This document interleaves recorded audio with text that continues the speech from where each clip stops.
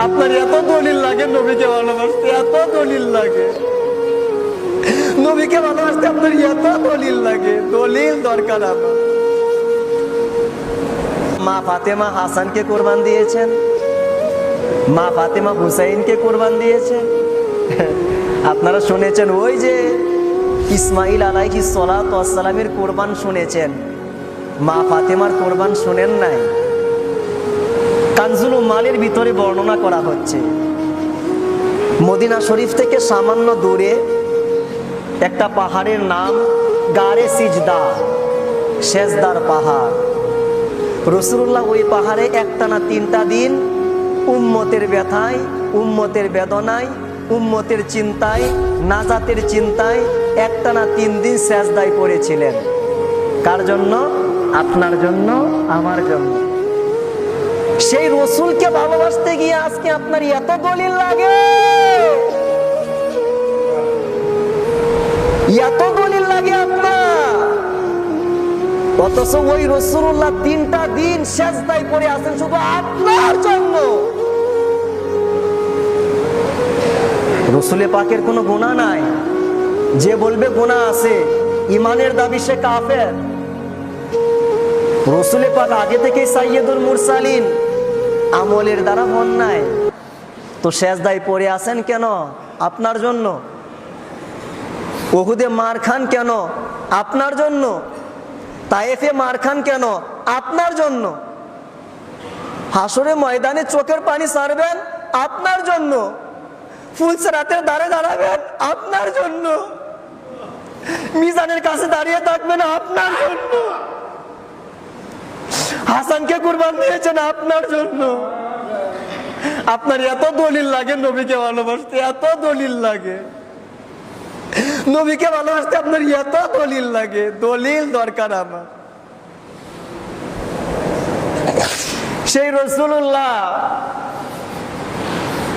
পাহাড়ের মাঝখানে সেজদায় পড়ে আছেন। সাহাবীরা জানে না রাসূল কোথায়। ওই সাহাবীরা বলতো, নবী গো, নামাজ পড়া 1 নাম্বার ইবাদত, কিন্তু আমাদের কাছে না। রোজা রাখা 1 নাম্বার ইবাদত, কিন্তু আমাদের কাছে না। হজ করা ইবাদত 1 নাম্বার, কিন্তু আমাদের কাছে না। তো তোমাদের কাছে 1 নাম্বার ইবাদত কোনটা? কয় আন-নাজরু ইলা ওয়াজহিকা। আপনি আমাদের সামনে দাঁড়িয়ে থাকবেন, আমরা গোলামের মতো আপনার চেহারার দিকে তাকিয়ে থাকবো। এটাই হচ্ছে আমাদের জন্য 1 নাম্বার ইবাদত। সেই সাহাবীরা 3 দিন ধরে নবীজিকে দেখতে পান না। সবাই পাগলের মতো হয়ে যাচ্ছেন, নবী কোথায়? আইনা রাসূলুল্লাহ, আমাদের নবী কোথায়? সবাই 3 দিন খোঁজাখুঁজি করলেন, পাইলেন না। অবশেষে ওই যে গাড়ি সিজদাতে গেলেন, গিয়ে দেখেন একটা রাখাল মেষ চড়াচ্ছে। বললেন, ভাই আমাদের নবীজিকে দেখছ? বলে, আমি তো ইহুদি, তোমাদের নবীকে চিনি না। তবে গত 3টা দিন ধরে এই 2 পাহাড়ের মাঝখানে একজন মানুষ সিজদায় পড়ে আছেন। ওনার কান্নাকাটির কারণে আমার মেষগুলা ঘাস খাইতেছে না, এত পরিমাণ কান্না। যাও গিয়ে দেখো উনি কে। সাহাবীরা গিয়ে দেখলেন যে উনি আর কেউ নয়, উনি হচ্ছেন মুহাম্মাদুর, বলেন না মুহাম্মাদুর রাসূলুল্লাহ সাল্লাল্লাহু আলাইহি ওয়া আলিহি ওয়াসাল্লাম। গিয়ে দেখলেন রাসূলুল্লাহ। সবাই কাকুতি মিনতি, নবী গো সেজদা থেকে মাথা তুলেন, তুলেন, আমরা আর পারতেছি না, বাড়িতে চলেন, একটু আমাদের দিদার দেন। কিন্তু নবীজি সেজদা থেকে মাথা তুলতেছেন না, কারণ সেজদায় পড়ে আছেন উম্মতের জন্য। যতক্ষণ না পর্যন্ত উম্মতের ডিক্লারেশন না আসবে, ফয়সালা না হবে, ততক্ষণ পর্যন্ত নবী আমার সেজদা থেকে মাথা তুলবেন না। সাহাবীরা বললেন, ইয়া রাসূলুল্লাহ, আমরা আপনার উম্মতের জন্য কুরবান হয়ে গেলাম, মাথা তোলেন। নবী আমার সেজদা থেকে মাথা তুললেন না। 250 বছরের সাহাবী সালমান ফার্সি হুজুর পাক, উনি বললেন, তোমরা চেষ্টা করলে সম্ভব নয়, কিন্তু মা ফাতেমা ডাক দিলে নবী আমার সেজদা থেকে মাথা তুলবে। সুবহানাল্লাহ বলে। সালমান ফার্সি হুজুর পাক গেলেন আম্মা জানকে ডাকার জন্য, মা নবীজিকে পাইলাম, আপনি একটু আসেন, একটু ডাক দেন, আমাদের ধৈর্য আর কোলাচ্ছে না, একটু ডাক দেন, রসুলকে নিয়ে আসেন। মা ফাতেমা যেই মাত্র ঘর থেকে বের হবেন, উনি একটা চাদর মোবারক নিলেন। এই চাদর দেখে সালমান ফার্সি হুজুর পাক চোখের পানি ছেড়ে দিলেন, কারণ মা ফাতেমা 8টা জান্নাতের সর্দারিনী, 8টা জান্নাতের লিডার, সমস্ত মহিলাদের সর্দারিনী। কিন্তু সেই মা ফাতেমার একটা চাদর মোবারকের মধ্যে 12টা তালি দেওয়া। কয়টা তালি দেওয়া? 12টা তালি দেওয়া। চোখের পানি ছেড়ে দিলেন।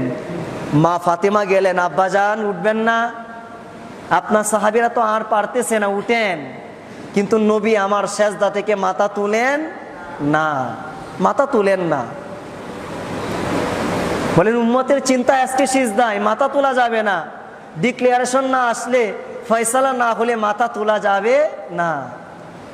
বলেন আব্বাজান, আপনি যেই হুসাইনকে বুকে নিতেন, যেই হাসানকে বুকে নিতেন, আপনি নামাজ পড়তেন, যেই হাসান আপনার কাঁধে উঠতো, যেই হুসাইন আপনার কাঁধে উঠতো,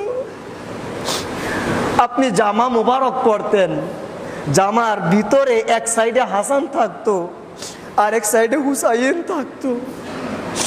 আপনি বক্তব্য দিতেন, কিন্তু হাসান আসলে আপনি বক্তব্য বন্ধ করে দৌড় মারতেন হাসানকে রিসিভ করার জন্য। যান, আপনার উম্মতের মুক্তির জন্য হাসানকে কুরবান দিলাম, হুসাইনকে কুরবান দিলাম, আপনি উঠেন, আপনি উঠেন। কানজুল উম্মালে লেখা হচ্ছে,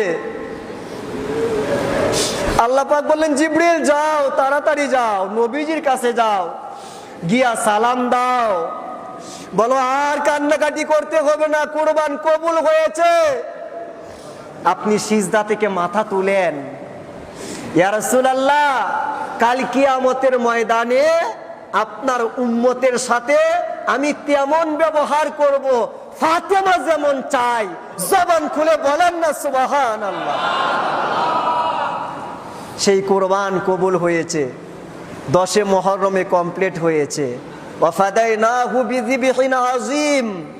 আল্লাহ বলে আমি ইসমাইলকে বাঁচায়া দিলাম, জিবহে আজিম কবুল করে নিলাম, মহান কুরবানি 10 মুহররম।